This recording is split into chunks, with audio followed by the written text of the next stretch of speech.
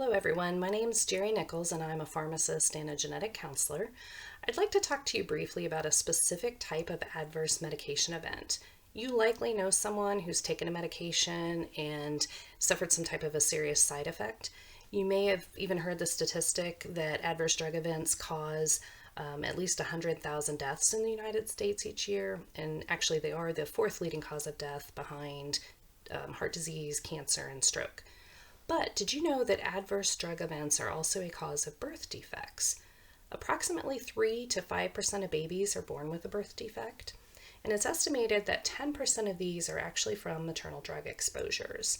Of course, it's widely known that exposures such as recreational drugs, cigarettes, smoke, and alcohol can all affect a baby's development.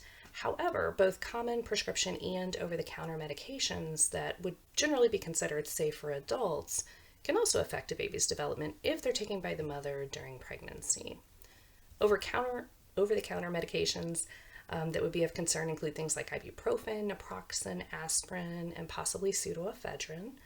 And of course, there may be others.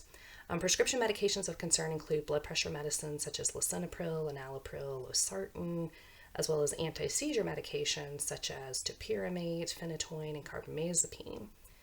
Medications that are used for anxiety, depression, or other mental health conditions, such as clonazepam, sertraline, paroxetine, lithium. These can also contribute to birth defects, pregnancy complications, or even issues such as irritability in the infant after birth.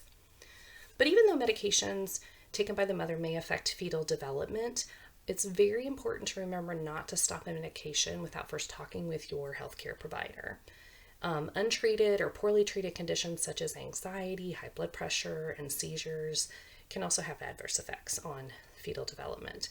So the risk of taking a medication has to be carefully weighed against the risk of not treating or perhaps undertreating that maternal health condition. So for the optimal pregnancy outcome, I advise you to consult with your healthcare provider prior to planning the pregnancy. And some people even find it useful to create a team that includes their primary care provider, or a genetic counselor, a pharmacist, a dietitian, a therapist, or other types of healthcare providers. Just remember that the best time to optimize your health and to make changes to your medication regimen is going to be prior to conception.